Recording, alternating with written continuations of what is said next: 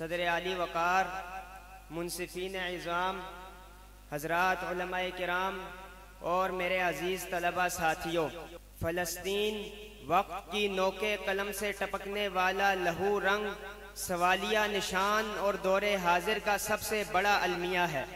امت کے تمام افراد اس بات پر متفق ہیں کہ آپ صلی اللہ علیہ وسلم کے بعد جو نبوت کا دعویٰ کرے وہ نبی نہیں بلکہ غبی ہے۔ اگر یقین نہیں آتا تو جائیے دیکھیے، جب کسی کو مسجد میں خطیب وائس امام مؤذن کی ضرورت پڑے وہ ان مدارس سے رجوع کرتا ہے۔ یہ ان مدارس کا کردار ہے۔ دنیا میں ظلم، فحاشی، حریانی کے خلاف کلمہ حق کہنے کی ضرورت پڑے سب سے اہم کردار ادا دینی مدارس اور علماء کرتے ہیں۔ مدارس کی ابتدا کرنے والے میرے اور آپ کیا قابل علماء دیوبند تھے۔ ذرا اور آگے چلیں، جب پاکستان بننے کا وقت آیا تو پاکستان بننے میں سب سے پہلے جس نے عقل و تاریخ سے یہ بات سمجھ آتی ہے کہ جو لوگ اتحاد قائم رکھتے ہیں وہ کبھی تنزلی کا شکار نہیں ہوتے، کیونکہ ایک لکڑی کو بآسانی توڑا جا سکتا ہے لیکن لکڑیوں کے گڑھے کو توڑنا کسی کے بس کی بات نہیں۔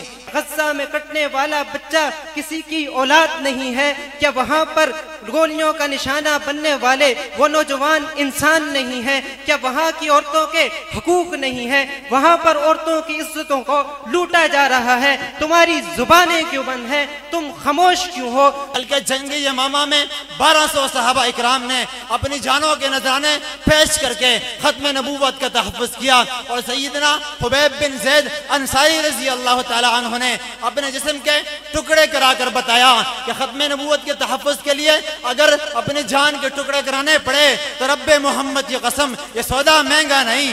لا تأکلوا الربا کے تحت سود کے خاتمے کے لیے اور اسلامک بینکاری کے لیے شیخ الاسلام مفتی تقی عثمانی کا کوشش کرنا انہی مدارس اور علماء کے کردار کی عکاسی کرتا ہے۔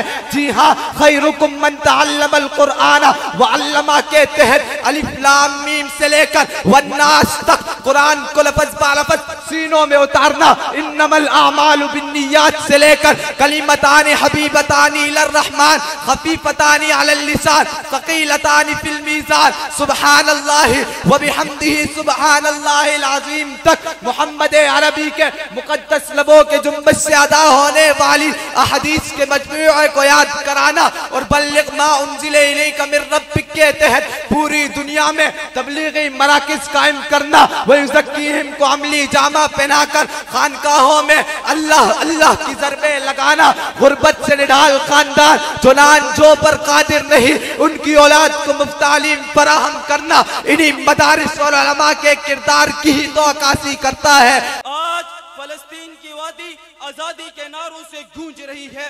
بحیرہ روم کا ساحلی کنارہ شہیدوں کے لہو سے سرخ ہو چکا ہے۔ میری آنکھیں نم پڑ جاتی ہیں۔ ان حالات کے باوجود آپ ان اقصی سے محبت کرنے والے نوجوانوں کا حوصلہ دیکھیے کہ دل خراش ماحول میں بھی وہ اللہ رب العزت کا شکر ادا کرتے ہوئے نظر آتے ہیں۔ یہ تمام حالات دیکھنے کے بعد میرے دماغ میں ایک سوال اٹھتا ہے کہ کہاں ہے اسلامی حقوق کے علم بردار؟ کہاں سو رہے ہیں عرب؟